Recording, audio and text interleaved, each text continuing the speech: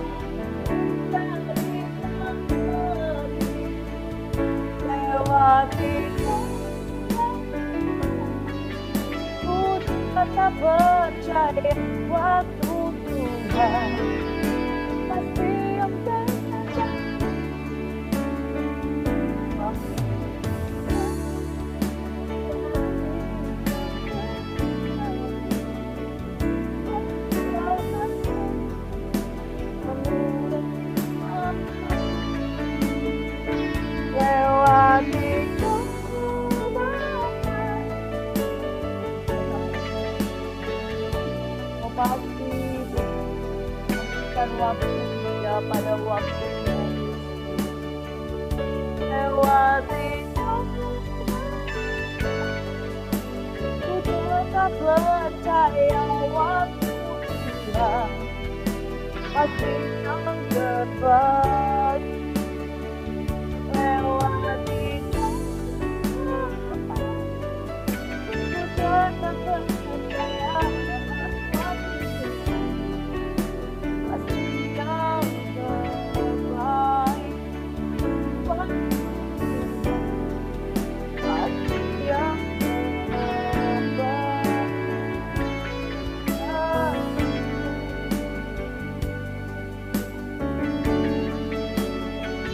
Dalam hal ini aku tetap percaya. Pencobaan yang kami alami adalah pencobaan biasa. Dan tidak melebihi kekuatan. Sebab kami yakin ketika kami dicobai, Engkau akan memberikan jalan keluar. Habis adalah jawaban. Terima kasih.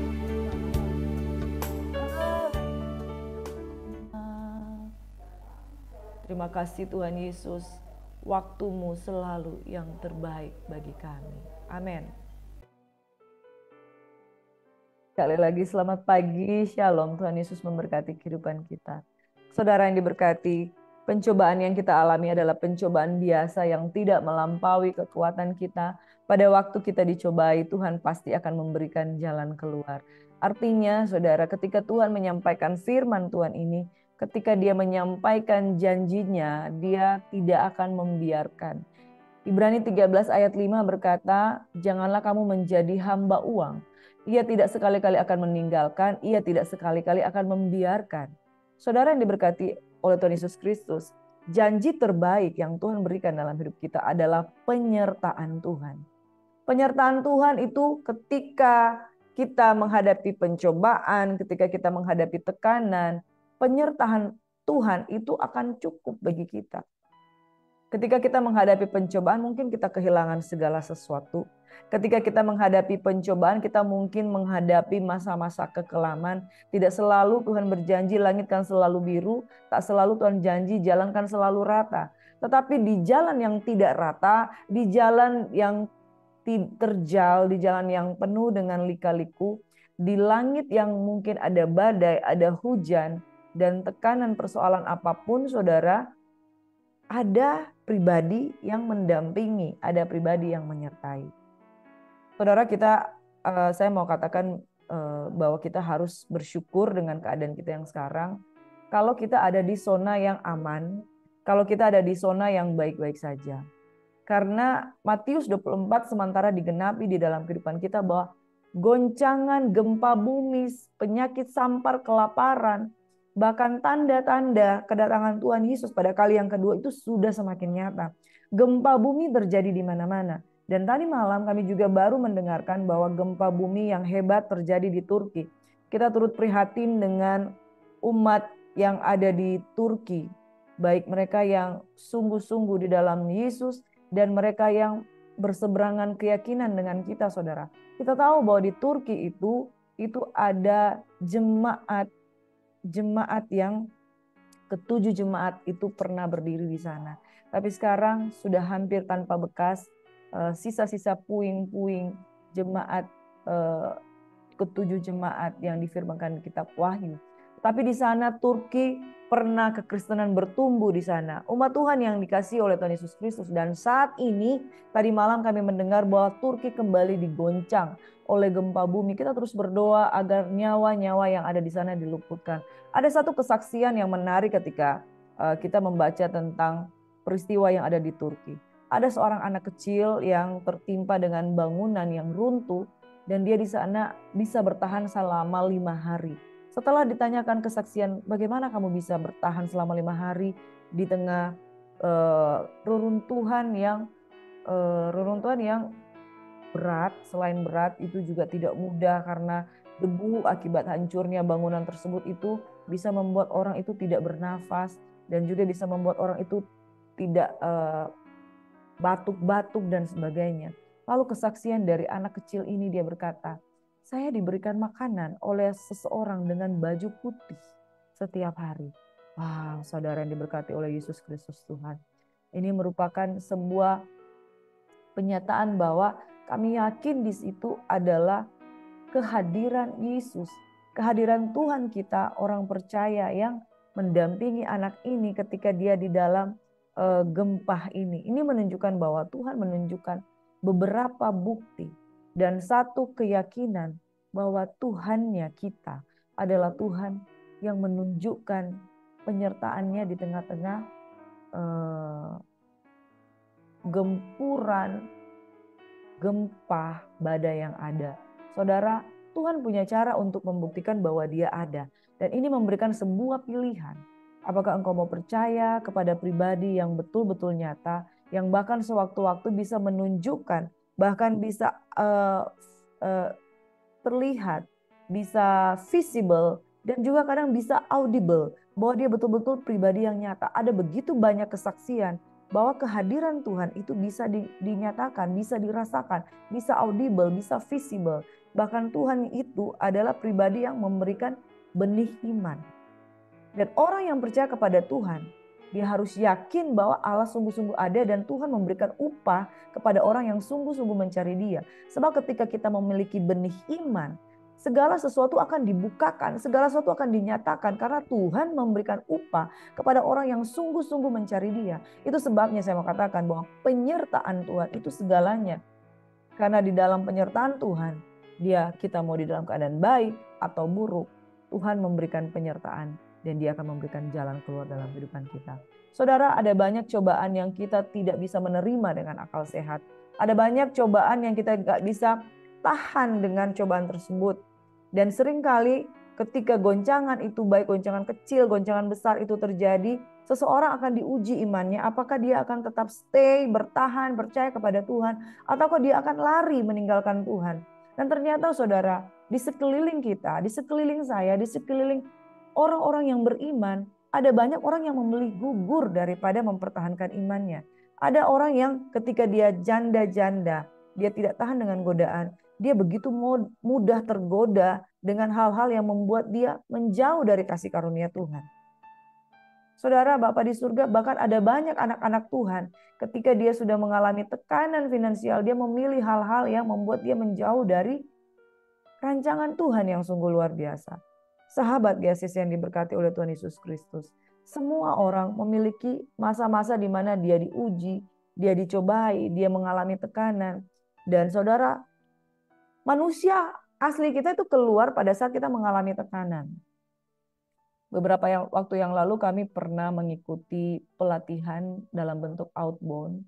Dalam pelatihan tersebut kami ditekan dengan keadaan yang begitu terjadi tekanan emosional, tekanan fisik, tekanan batin, sehingga reaksi kita itu muncul pada waktu kita mengalami tekanan. Reaksi-reaksi kita muncul pada waktu kita mendapat simulasi tekanan.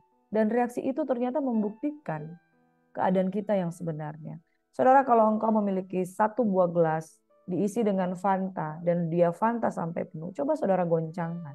Yang keluar adalah Fanta. Karena yang diisi dengan Fanta. Begitu juga dengan satu buah gelas yang diisi dengan kopi yang pahit, yang hitam, yang pekat. Karena dia penuh, ketika dia digoncangkan, yang akan keluar juga adalah kopi.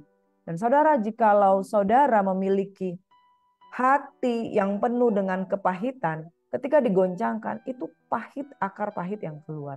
Ketika saudara dipenuhi dengan joy, dengan sukacita, sekalipun menghadapi tekanan dan goncangan, yang keluar juga pasti adalah goncangan. Hati-hati dengan tekanan. Kalau kita adalah orang yang mengisi kehidupan kita dengan hal-hal yang pahit, pasti yang muncul adalah pahit. Itu sebabnya, mari kita isi kehidupan kita dengan kebenaran dan firman Tuhan. Tuhan Yesus kiranya memberkati kita semuanya, saudara. Kita akan merenungkan firman Tuhan dari kitab Ester 10 dan Ayub 1 hingga Ayub yang keempat. Dan sebelumnya kami mohon dukungan, please like, comment, share, and subscribe for more videos, supaya channel Gracia Hope Compassion Channel ini bisa berkembang. Untuk itu kami mengucapkan banyak terima kasih saudaraku. Tuhan Yesus kiranya senantiasa memberkati kehidupan kita. Bapak Ibu sahabat GACC yang diberkati oleh Yesus Kristus, Ester 10 terdiri dari 3 buah ayat yang dengan satu topik bahwa Mordekai mendapatkan kebesaran. Maka Raja Ahasiweros mengenakan upeti atas negeri dan daerah-daerah pesisir juga. Segala perbuatannya yang hebat serta gagah dan pemberitaan yang sesama tentang kebesaran yang dikaruniakan Raja kepada Mordekai. Bukankah semuanya itu tertulis dalam kitab sejarah Raja-Raja Media dan Persia? Artinya catatan mengenai Mordekai itu selain Alkitab mencatat, juga kisah ini dicatat di dalam sejarah Raja Media dan Persia. Alkitab adalah fakta. Alkitab bisa dibuktikan dan ketika digali sejarah, bahkan temuan-temuan arkeologi membuktikan bahwa keberadaan pribadi-pribadi yang sudah ada di Alkitab yang sudah dikanonisasi ini sudah dibuktikan bahwa ini secara sejarah memang betul-betul ada. Karena Mordekai orang Yahudi itu menjadi orang kedua di bawah Raja Ahasiweros dan ia dihormati oleh orang Yahudi serta disukai oleh banyak sanak saudaranya. Sebab ia mengikhtiarkan yang baik bagi bangsanya dan berbicara untuk keselamatan bagi semua orang sebangsanya. Bapak, Ibu, sahabat GACC yang diberkati oleh Tuhan kita Yesus Kristus, Mordekai itu seperti Yusuf, seseorang yang mendapatkan kepercayaan di istana. Orang kedua di Mesir Yusuf. Orang kedua di Media Persia adalah Mordekai. Anak-anak kerajaan sekalipun di dalam pembuangan yang pada waktu itu ditaklukkan oleh kerajaan Media dan Persia, anak-anak Tuhan itu akan timbul seperti bintang di langit yang akan bercahaya dan cahaya itu tidak bisa pudar karena dalam segala keadaan penyertaan Tuhan membuat Mordekai itu muncul sebagai terang. Dia menjadi orang hebat, bukan rancangannya saudara, tetapi justru rancangan Haman. Dan Tuhan membalikkan keadaan. Amin. Saudaraku, kalau engkau mau jadi anak kerajaan, jangan sibuk untuk mempromosikan diri. Ketika engkau sibuk mempromosikan diri, keadaan akan berbalik. Tetapi ketika engkau sibuk memelihara umat Tuhan, Mordekai memelihara umat Tuhan. Dia menjaga Esther, dia menjaga bangsa Yahudi.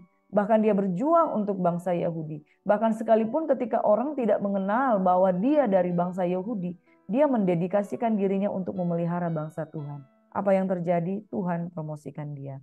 Saudara, jangan cari promosi. Tetapi promosi itu akan mendekati engkau dan mempromosikan engkau indah pada waktunya. Kitab Esther selesai, kita masuk di dalam kitab Ayub 1 hingga Ayub yang keempat. Kitab Ayub merujuk pada tokoh utama kitab ini, yaitu Ayub yang adalah seorang kepala keluarga, dia takut akan Tuhan. Dia tiba-tiba dilanda malapetaka yang merenggut semua harta benda dan orang-orang yang dia kasihi. Anaknya itu ada 10 ya, yang merenggut semua harta bendanya juga, orang-orang yang dia sayangi itu untuk menguji iman Ayub pada Allah.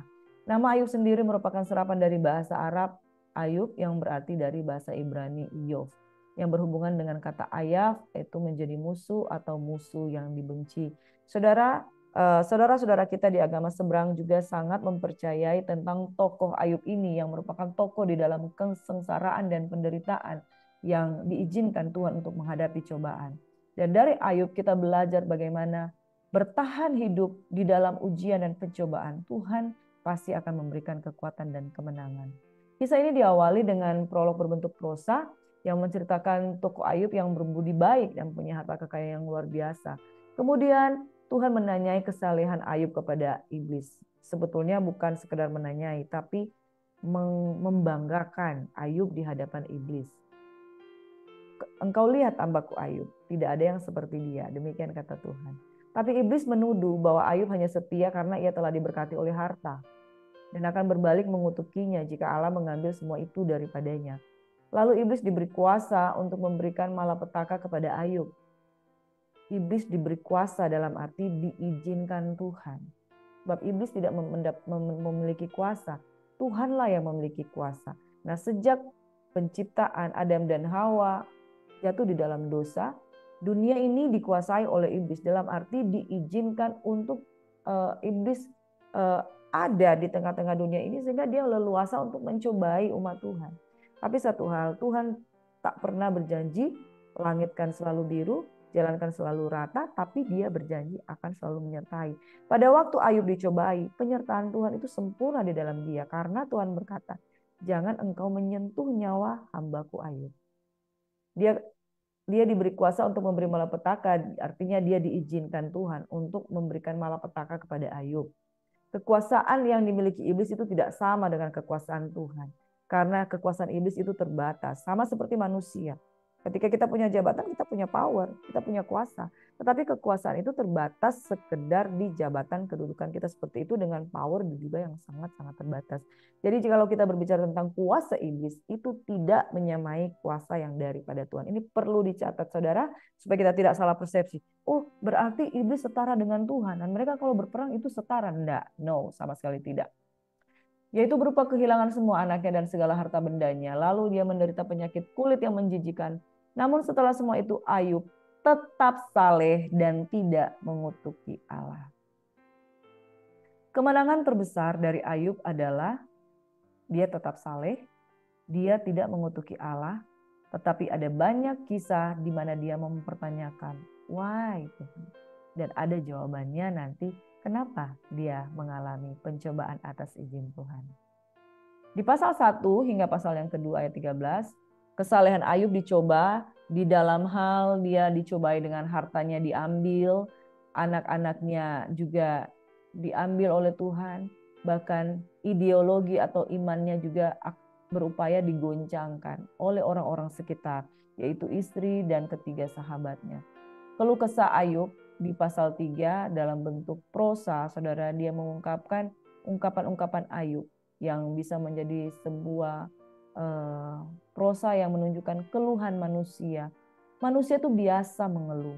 Manusia itu kadang untuk mengeluarkan tekanan di dalam hidupnya, apa yang dia pancarkan, dia keluar ada dua hal. Kalau enggak mengeluh, bersyukur. Dan Ayub terjebak di dalam keluhan, sekalipun dia tidak mengutuki Allah. Kemudian di pasal yang keempat, ada ketiga sahabat Ayub yang turut berbelasungkawa dengan dia, tetapi tidak menunjukkan satu sikap yang memberikan kelegaan kepada Ayub, tapi justru mereka menyalahkan. Dan tekanan itu membuat Ayub kecewa dengan sahabat-sahabatnya. Percakapan Ayub dengan sahabat-sahabatnya diwarnai dengan pertentangan satu dengan yang lain, diwarnai dengan percakapan yang saling menyalahkan satu dengan yang lain. Tetapi bersyukur kepada Tuhan, Ayub tidak terjebak untuk menyalahkan Tuhan. Sahabat GSCC yang diberkati oleh Tuhan Yesus, judul firman Tuhan pada pagi hari ini saya memberikan tema Ayub, hadapi cobaan dan tetap percaya. Hadapi cobaan dan tetap percaya itu tidak mudah, saudara. Karena apa yang dialami Ayub bukan cobaan yang biasa-biasa. Saudara punya anak 1, dia punya anak 10. 10 itu meninggal dunia. Di dalam Ayub 1 dikatakan, ada seorang laki-laki di tanah Uz bernama Ayub, orang itu saleh dan jujur, ia takut akan Allah dan menjauhi kejahatan. Secara kriteria ini sangat-sangat luar biasa. Jujur, saleh, ya. Pertama saleh, kedua jujur. Saleh dan jujur dua hal yang berbeda. Orang saleh itu menunjukkan satu sikap yang lurus selalu. Orang jujur adalah satu sikap yang tidak menyembunyikan apapun, memiliki integritas dan dapat dipercaya. Yang ketiga, ia takut akan Allah. Takut akan Allah sehingga segala sesuatu yang dia lakukan, dia terus mempersembahkan korban, persembahan di hadapan Tuhan. Karena takut kalau nanti dia salah, dia selalu minta ampun dan menjauhi kejahatan. Ia mendapat 7 anak laki-laki dan 3 anak perempuan, jadi total 10 anak. Ia memiliki 7.000 ekor kambing domba, 3.000 ekor unta, 500 pasang lembu, 500 keledai betina, dan budak-budak dalam jumlah yang sangat besar, sehingga orang itu adalah orang terkaya dari semua orang di sebelah timur. Kalau dibilang orang terkaya, saudara, nggak usah ditanya, pasti seseorang ini seorang yang sangat diberkati oleh Tuhan. Dan saudara yang diberkati oleh Tuhan Yesus Kristus, dalam kesemuanya itu, Ayub seorang yang selalu menjaga hidupnya, bahkan anak-anaknya itu biasa mengadakan pesta. Karena mereka kaya, kalau pesta ada, mereka mungkin memotong kambing, lembu tambun, anak domba. Kemudian mereka mengadakan pesta di rumah masing-masing, bergilir. Anak-anak laki itu kan ada 7, baru ketiga anak saudara perempuan juga diundang untuk makan dan minum bersama-sama mereka. Dan setiap kali ketika mereka mengadakan pesta, Jikalau hari pesta telah berlalu, Ayub kemudian memanggil mereka dan menguduskan mereka keesokan harinya. Kemudian dia menguduskan mereka dengan mempersembahkan korban bakaran sebanyak jumlah mereka sekalian. Jadi kalau ada 10, 10-10-nya dipersembahkan korban bakaran. Karena begini, ini yang kita garis bawahi di dalam ayat yang kelima. Mungkin anak-anakku sudah berbuat dosa dan telah mengutuki Allah di dalam hati. Demikianlah dilakukan Ayub senantiasa. Jadi kenapa dia dikatakan sangat jujur dan takut akan Tuhan? Karena dia betul-betul takut. Takut salah, takut berbuat hal yang tidak benar di hadapan Tuhan, dan dia sewaktu-waktu bahkan ketika dia mungkin tahu apa yang dia lakukan, jadi dia menyadari kalau dia salah, dia minta ampun. Nah, anak-anaknya dia nggak tahu kalau anaknya berdosa atau enggak, tapi selalu dia persembahkan korban. Dan ini merupakan salah satu sifat dari Ayub, takut akan Allah, tapi saya melihat juga bahwa ketakutannya itu disertai dengan sikap yang terlalu berjaga-jaga. Kalau dia salah, ketakutannya itu jangan sampai sesuatu menimpa dia. Jadi takut akan Allah yang dimiliki oleh Ayub tersirat, saking takutnya dia akan anaknya salah, ya, dia punya harta, saking takutnya di sini ada ketakutan manusia yang menguasai dia.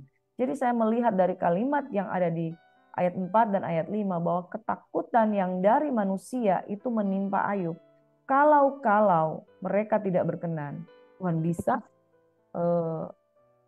murka kepada anak-anaknya. Tuhan bisa mengambil apa yang ada padanya. Jadi itu yang selalu dia jaga.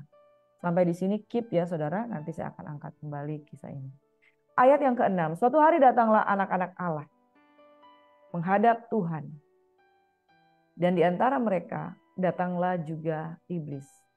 Satu kisah di dalam ayat Alkitab yang menunjukkan ada pertemuan oknum-oknum makhluk-makhluk di alam roh, makhluk surgawi dan makhluk juga yang sudah terbuang dari sorga, yaitu iblis, itu terjadi pertemuan di hadapan Bapa. Apakah ini relevan saudara dengan keadaan di mana bahwa sesungguhnya iblis itu adalah musuhnya Tuhan? Mari kita baca. Maka bertanyalah Tuhan kepada iblis, dari mana engkau?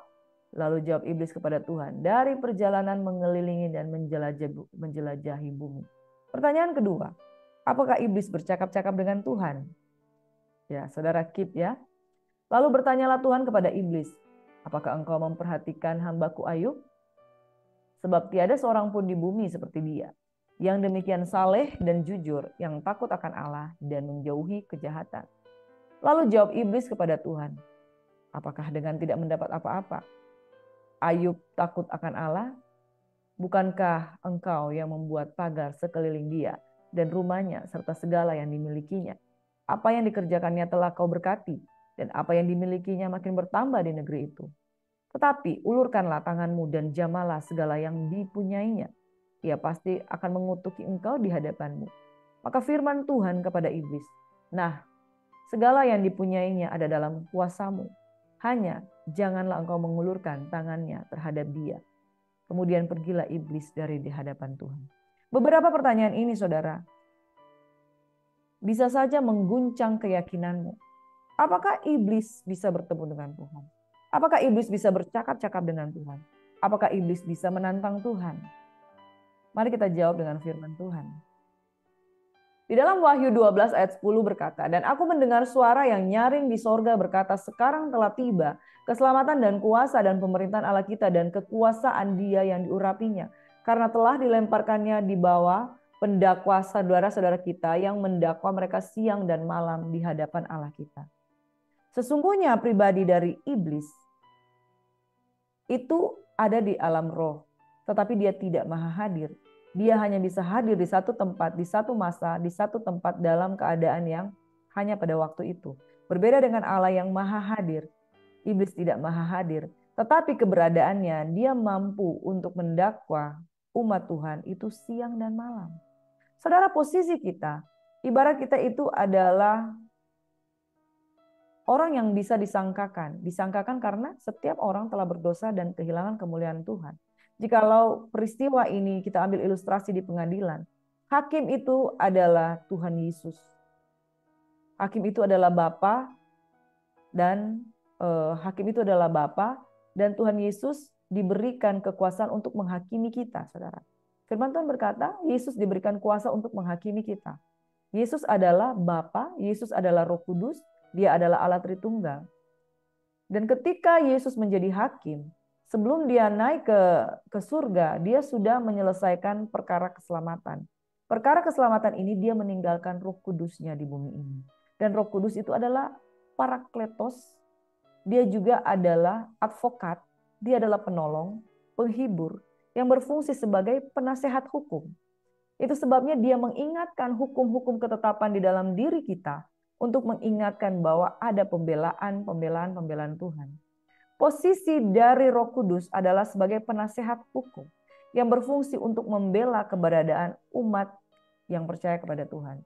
Yesus sebagai hakim yang menilai dan menguji kedalaman hati kita, apakah kita akan mendapat reward atau punishment. Dan ada satu sosok yang menjadi judges atau pendakwah. Kalau posisinya di pengadilan, dia adalah jaksa yang memberikan dakwaan-dakwaan. Dakwaannya itu bisa memberatkan, dakwaannya bisa berupa fakta-fakta. Kamu kan dulu berzina, kamu kan dulu mencuri. Pada tanggal sekian dia perhadapkan. Ini loh fakta-fakta. Dan dakwaannya, kamu harus dihukum 5 tahun. Contoh begitu ya di dalam pengadilan. Itu dakwaan iblis itu adalah untuk sifatnya adalah pertama mencari-cari kesalahan. Yang kedua mengupayakan provokasi untuk kita dijatuhi hukuman. Yang ketiga menghilangkan janji-janji Tuhan supaya kita tidak menerima janji Tuhan dengan memberikan sebanyak-banyaknya tuduhan-tuduhan. Saudara yang diberkati, itu adalah sifat iblis. Jadi kalau saudara tanya, apakah ada percakapan antara Tuhan dengan iblis? Saudara, iblis adalah pendakwa. Dalam segala perkara, dia itu selalu mendakwa kita.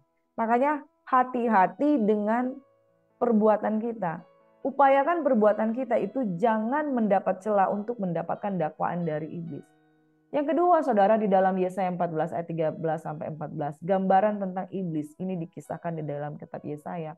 Engkau yang tadinya berkata dalam hatimu, aku hendak naik ke langit, aku hendak mendirikan tahtaku mengatasi bintang-bintang Allah, dan aku hendak duduk di atas bukit pertemuan jauh di sebelah utara. Aku hendak naik mengatasi ketinggian awan-awan, hendak menyamai yang maha tinggi. Sifat dari iblis atau setan itu adalah kesombongan, keangkuhan, dan suka menantang. Dia menantang Tuhan. Dia menantang Tuhan dan kemahakuasaan Tuhan. Bahkan dia menggunakan manusia untuk menguji, mencobai Tuhan. Dia menggunakan manusia, baik kelebihan manusia, kelemahan manusia, untuk mengatasi yang maha tinggi. Makanya saudara-saudara, pesan saya bahwa jangan mau dipakai iblis. Jangan mau kita dirasuki hati kita dengan iblis. Salah satu pribadi yang dipakai iblis itu adalah Yudas. Dia dipakai iblis dengan cara-caranya supaya merusak rancangan Allah, merusak kebanggaan Tuhan di dalam diri umat manusia yang percaya. Ke-12 murid adalah orang-orang yang dibanggakan oleh Yesus. Tetapi iblis selalu menantang Tuhan. Dia selalu bermaksud untuk menjatuhkan orang-orang yang percaya kepada Tuhan. Dia tidak bisa menjatuhkan Tuhan, tapi dia bisa manfaatkan manusia untuk dijatuhkan. Iblis adalah sombong, dia senantiasa ingin menyamai Tuhan dan ingin menantang Tuhan. Tapi Tuhan tidak izinkan terjadi.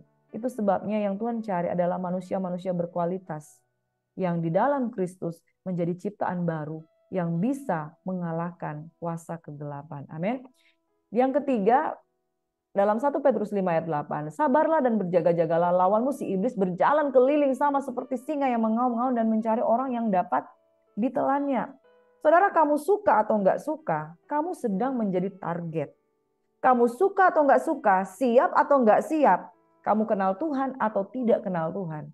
Iblis selalu mencoba menelan mangsanya, yaitu engkau dan saya. Itu sebabnya berjaga-jaga dan berdoalah supaya kita jangan jatuh di dalam pencobaan. Tidak sanggupkah engkau berjaga-jaga dengan aku 1 jam saja? Yudas tidak ada di Taman Getsemani. Itu sebabnya dia ditangkap oleh iblis. Makanya saudara, kalau engkau tidak ada di ruang doa, engkau tidak ada di ruang untuk menanti-nantikan Tuhan, sama seperti Maria menanti-nantikan Tuhan, maka engkau beri kesempatan kepada iblis. Jangankan engkau beri kesempatan, engkau tidak beri kesempatan saja, engkau berjaga-jaga dan berdoa, lawanmu iblis seperti singa yang mengaum-ngaum, mencari orang yang dapat ditelannya. Dia sedang mengelilingi, tapi malaikat Tuhan berpasukan, berkemah di sekeliling orang yang takut akan dia. Percaya saudara? Yang percaya katakan amin. Cobaan Ayub. Ada 3 pencobaan besar yang dihadapi Ayub. Pasal 1, Ayub dicobai secara finansial. Dia kehilangan hartanya. Bukan sekedar finansial, anak-anaknya juga direbut dari dia. Ini berbicara soal kepemilikan. Segala sesuatu yang kita miliki, saudara, saya pernah kehilangan dompet, saya pernah kehilangan uang, saya pernah kehilangan benda-benda kecil, pernah saya kehilangan payung. Saya kehilangan payung dan baru-baru payung saya ditemukan ternyata ketinggalan di tempat kami beribadah di Family Altar. Lalu ketika kami ketemu dengan tuan rumah tersebut, lalu Bapak Gembala Eva berkata, "Bu, ketinggalan ya payungnya?" "Oh iya, saya cari-cari loh. Saya karena hujan saya cari-cari payung, ternyata ketinggalan." Aduh, puji Tuhan, bersyukur. Saya tuh kehilangan payung, mendapatkan kembali itu senangnya minta ampun, saudara. Bayangkan ketika Ayub adalah seorang yang dianggap terkaya di tanah Uz, dia kehilangan hartanya. Dan anak yang dia cintai dibangga-banggakan, 7 laki-laki, 3 perempuan. Orang tua di mana, saudara? Yang tidak hancur melihat kematian. Kalau dia mati satu-satu, ini mati sekaligus tanpa sisa. 7 anak itu adalah harta dia. Hartanya juga habis semuanya. Bahkan pesuruh-pesuruhnya itu melapor satu-satu. "Pak, saya kehilangan ini, saya kehilangan ini, saya kehilangan ini. Ada serangan-serangan orang Kasdim dan sebagainya. Saya kehilangan semua." Waduh, saudara. Dan itu terjadi di dalam satu masa, satu peristiwa dalam satu waktu, saudara. Ini merupakan hal yang mengguncang.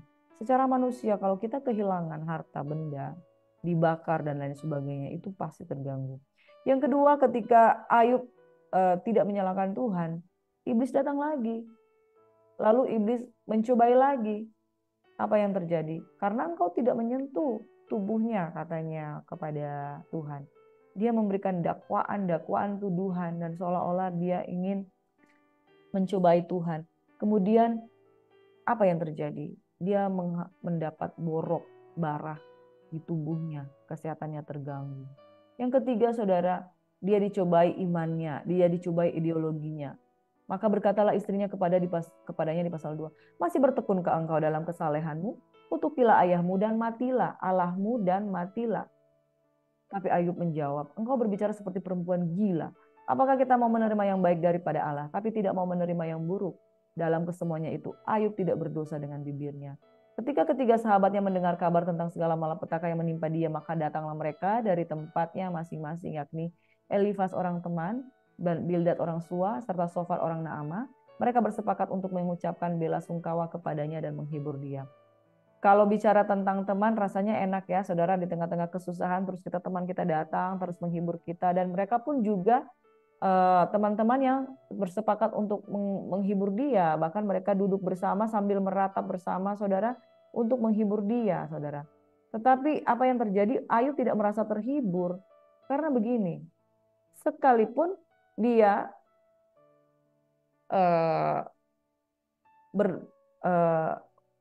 berbelasungkawa dengan Ayub, tapi kata-kata yang dipilih itu tidak menyenangkan. Jadi mereka bukannya menghibur, tetapi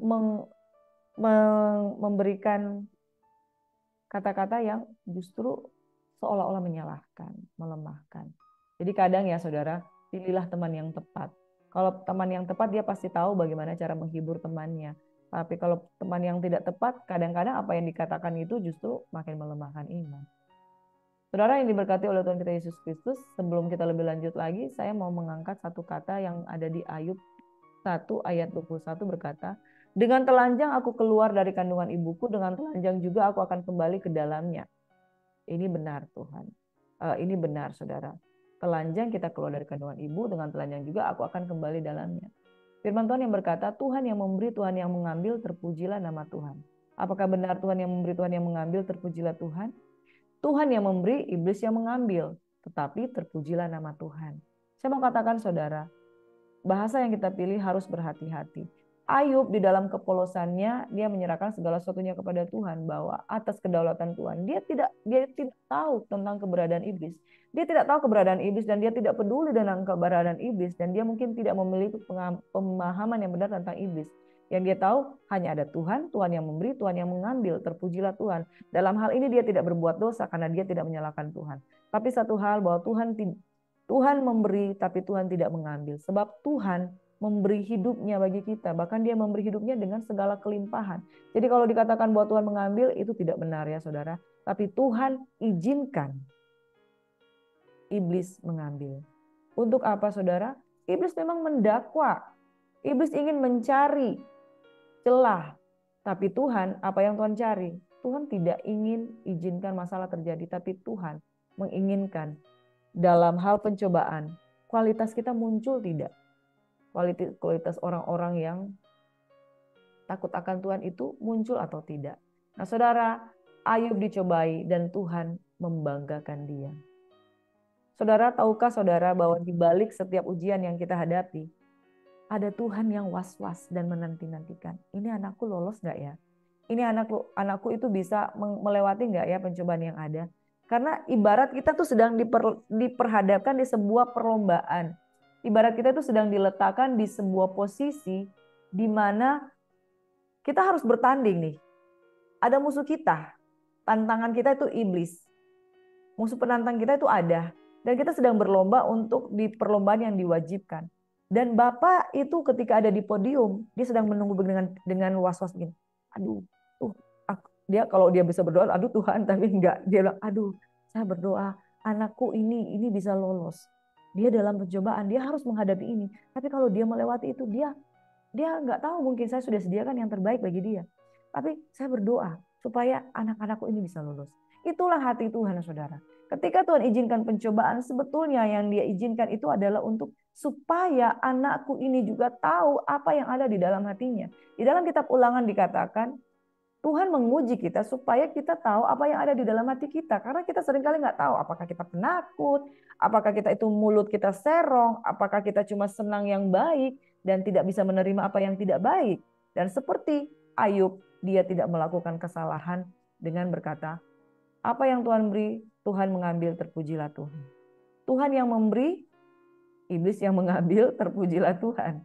Tuhan yang memberi, karena iblis diizinkan Tuhan untuk mengambil, untuk menguji apakah kita memiliki iman yang berkualitas atau tidak.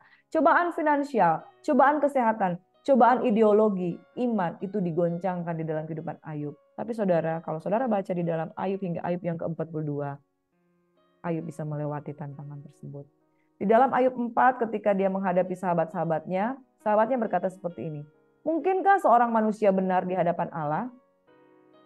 Mungkinkah seorang tahir di hadapan penciptanya? Manusia memiliki banyak filsafat yang dia sendiri bertanya dan dia mencari jawaban. Apakah manusia bisa hidup benar di hadapan Tuhan? Dan pertanyaan ini menimbulkan filosofi pencarian akan Tuhan. Saudara, Tuhan tidak dicari, tapi Tuhan yang mencari kita. Yang kita cari adalah pengertian kita yang terbatas, yang kita nggak mengerti tentang Tuhan.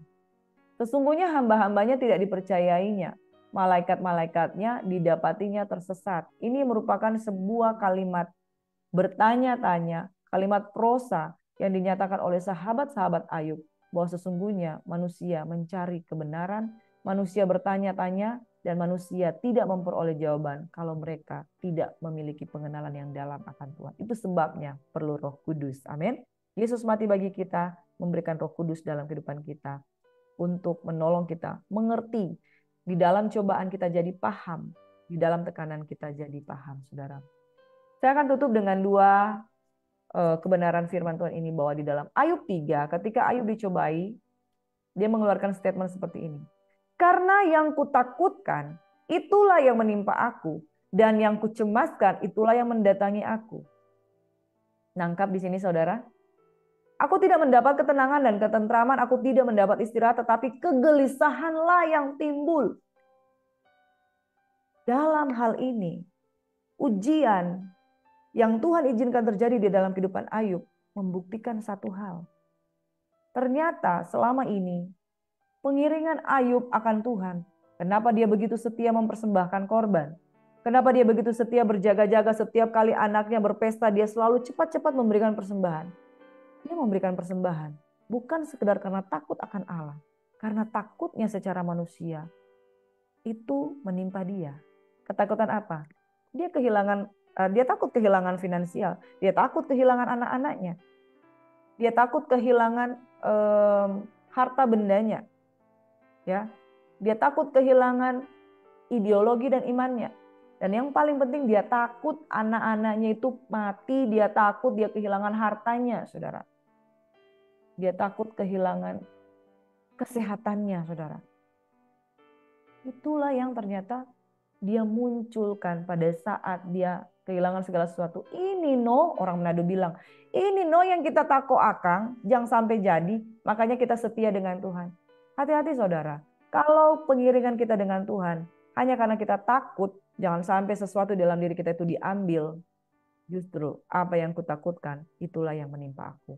Makanya orang yang takut hilang harta, hartanya itu akan hilang juga. Orang yang takut dengan kematian, akhirnya dia mati dengan sakit penyakit.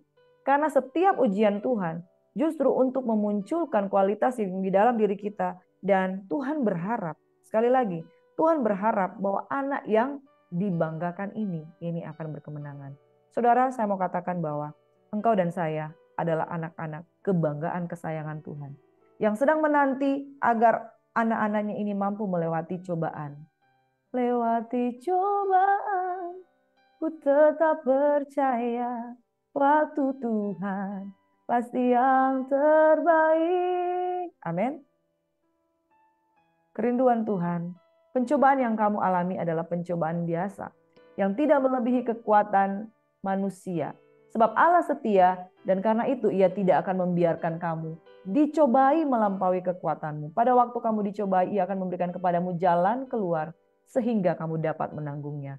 Tuhan adalah pribadi yang sungguh-sungguh menyayangi kita. Dia mencintai kita dan dia merindukan kita tampil sebagai pemenang. Kalaupun ada ujian, dia pasti menyediakan backup. Dan kalaupun ada ujian, memang kadang-kala dia menunjukkan seolah-olah nggak ada. Tapi saya ada. Kenapa dia menunjukkan seolah-olah nggak ada? Mana mungkin seorang bapak ketika anaknya mengadakan perlombaan lari, bapaknya turut lari di sampingnya. Nggak bisa saudara. Dia harus ada di luar pertandingan. Nah kalau saudara dan saya ada di dalam pertandingan iman, ada di dalam pertandingan ujian untuk memunculkan kualitas iman kita, bapak harus ada di garis luar.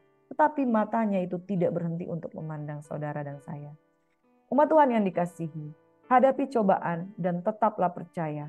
Karena Tuhan yang mengizinkan pencobaan tidak menginginkan kejatuhan. Yang dia inginkan, sejenak saya harus lepaskan anak saya supaya dia berlomba. Pada waktu engkau sedang belajar di sekolah, orang tua juga ketika engkau mendapat PR, orang tua bisa membantu di rumah. Nah ini ya, dia kasih tahu segala sesuatu pada waktu engkau sedang masa belajar, segala ilmu-ilmu diberikan, dituntun, disertai, segala ilmu-ilmu diberikannya.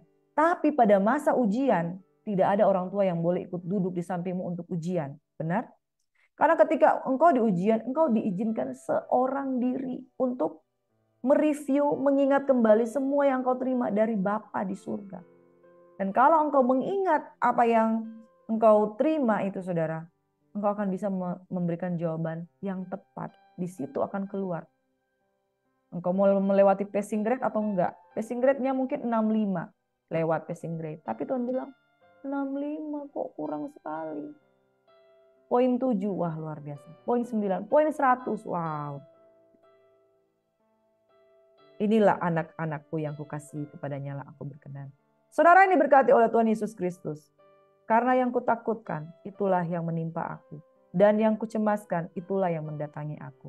Saudara kalau mengikuti Tuhan, dengan satu kecemasan, dengan satu ketakutan, itu akan datang. Karena ketakutan itu membuktikan, inilah area saya yang saya lemah. Ada anak-anak sekolah kalau ditanya, mata pelajaran favoritmu apa? Matematika, IPA, Sains. Kenapa? Wah itu menakutkan. Saya nggak mau ujian itu. Kenapa? Saya seringkali lemah di situ. Saudara, apa yang kita takutkan, itulah yang seringkali kita lemah di dalamnya. Itu sebabnya, perkuat. Kalau engkau takut kehilangan finansial, perkuat imanmu. Kalau engkau takut kehilangan nyawamu, perkuat mentalmu tentang bagaimana cara menghadapi kesehatan. Saudara yang diberkati, tidak ada orang tua yang akan mengikuti engkau ketika engkau ujian, tetapi matanya tertuju kepadamu dan doanya senantiasa mengharapkan kau harus mendapatkan yang terbaik. Hari ini ketika engkau sedang diuji, mata Tuhan tertuju kepadamu dan Dia senantiasa mengingatkan dengan Roh Kudus-Nya pelajaran-pelajaran yang engkau sudah dapatkan dalam firman Tuhan yang sudah pernah engkau terima. Amin. Tuhan Yesus memberkati kita semuanya. Mari kita satu dalam doa. Bapa, kami berdoa untuk setiap orang yang sedang melewati ujian, cobaan. Sejenak rasanya mereka merasa ditinggalkan, tetapi mata Tuhan selalu tertuju kepada mereka seperti seorang penonton yang menanti-nantikan anaknya untuk segera mendapatkan piala kehormatan yang dia sendiri sudah sediakan yang terbaik. Bapak, kami berdoa untuk jiwa-jiwa yang sedang mengalami sakit, penyakit, mereka yang sedang mengalami pergumulan, mereka yang sedang diuji, mungkin mereka ada di rumah sakit saat ini. Tuhan, kami berdoa diberkati dalam nama Yesus. Inang Uda Risma Tuhan yang sudah dinyatakan sembuh tetapi senantiasa masih dalam proses kesembuhan. Kami juga berdoa untuk Inang Tualia di dalam penyakit Alzheimer-nya. Tuhan sembuhkan, kuatkan, dan berikan kesabaran untuk Kak Lia dan juga semua kakak beradik Tuhan untuk merawat Mama Inang Tualia ini dalam keadaan kesehatan kekuatan diberkati Tuhan. Kami juga berdoa untuk Mama kami, Mama Eske Tuhan. Ada ujian dan cobaan yang selalu dia hadapi, ujian hati, ujian tekanan, Engkau berikan dia kekuatan untuk dia mampu melewatinya. Dalam nama Tuhan Yesus Kristus, juga untuk orang tua kami, Bapak Adrianus Tuhan, juga Tuhan dia sedang mengalami sakit penyakit ujian Tuhan dengan kesehatan. Mampukan dia melewati cobaan ini dengan tidak menyalahkan Tuhan. Kami juga berdoa secara khusus Tuhan untuk Tante Nita Tuhan. Kesehatan kekuatannya juga kesabaran di dalam merawat Tuhan Bapa di dalam nama Yesus. Sehingga dia diberkati dengan berkat kesehatan kekuatan bahkan iman yang semakin ditambahkan. Juga berdoa Tuhan untuk Tina dan Nadim Tuhan. Agar mereka dapat memperoleh keyakinan yang benar di dalam Tuhan. Di dalam nama Tuhan kami Yesus Kristus. Kami juga berdoa Tuhan untuk jemaat-jemaat Tuhan yang sakit Tuhan. Di dalam nama Yesus, apapun yang menjadi beban pergumulan mereka, Tuhan sembuhkan, Tuhan kuatkan dalam nama Yesus. Ibu Leni, Tuhan meneroin Song Supit, yang di dalam pergumulan sakit kankernya, Tuhan sembuhkan dalam nama Yesus. Ibu Mona Saragi, di dalam pergumulannya, beban-bebannya, Tuhan, Engkau jalan keluar. Kami percaya sama seperti Ayub, dia percaya penembusnya hidup, dan Tuhan akan memunculkan kebenarannya seperti emas. Dia akan memunculkan imannya seperti emas dalam nama Yesus. Mari angkat tangan saudara, engkau yang lemah letih dan lesu dan beban berat diberikan kelegaan. Engkau memberkati juga Tante Diana, engkau memberkati Rio dan Hana, engkau memberkati Tuhan Claudia Tuhan. Engkau memberkati Claudia dan suami, engkau memberkati Boni dengan istri. Mereka akan mendapatkan momongan tepat pada waktunya. Terima kasih Tuhan, ini doa kami dalam nama Yesus. Haleluya. Amin. Shalom. God bless.